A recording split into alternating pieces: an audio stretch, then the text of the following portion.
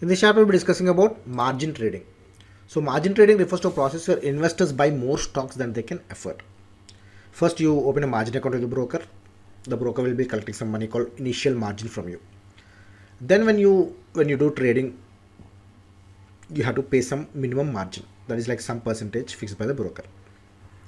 And at the end of the day, you have to square off your position. That is, if you have bought shares, you have to sell them. If you have sold shares, you have to buy them.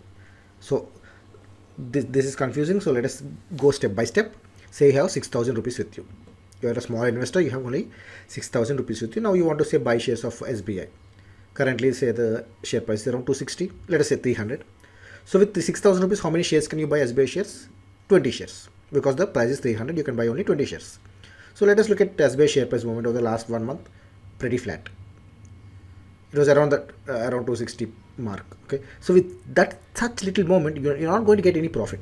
When you'll get profit, say you bought SBI share at 260 and say the price has increased to 280, then you get a profit of 20. However, the price change is just 261, just 1 rupee increase. You're not going to get much profit. Okay, so if you get profit of 1 rupee per share, out of the 20 shares, you get only 20 rupees profit. Okay. With margin trading, however, the broker will allow you to buy more shares than 20 shares. So because the share volume is more, even small price movements will get you overall more profit. So you might ask you, why does the broker allow this? So basically the broker is lending you money against shares as collateral. So assume that the initial margin stipulated by the broker for SBI shares is 5% and the minimum margin is 3%. So instead of 20 shares, you can buy 400 shares because 400 into 5% into 300 is 6,000. But here is the point, that at the end of the day, before trading closes, you have to sell those shares or convert the order into delivery order, in which case you should make money ready for paying the entire order. This means, this is called squaring off. Okay, this means you have to pay the full money for the entire 400 shares. It might be quite tricky to understand, but margin trading is what is actually done in real life. Okay, it is that which allows you to trade on a higher volume. So your total margin is 8% now. Assume the share price of SBI fell by 6%. So now your margin is only 2%. And since minimum margin is 3%, you have to deposit 1% of extra funds. So the minimum margin will reduce the loss to the broker in case money cannot be recuperated from square off. Okay, might be an advanced topic, margin trading, for you, but the concept is pretty much simple.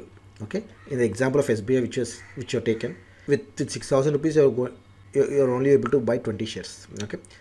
And even though the share price of SBI has increased, say, by 1 rupee, it's not going to really be of much, just 20 rupees profit you're getting. Okay, but with that same 6,000, if someone allows you, say a broker allows you to buy, instead of 20, 2,000 shares, okay, 100 times more. Now even that 1 rupee increase in share price will fetch you 2,000 rupees profit. You're getting the difference, same price movement, but now it is across a lot more shares. Earlier, just 20 shares, you get 1 rupee profit, 20 rupees.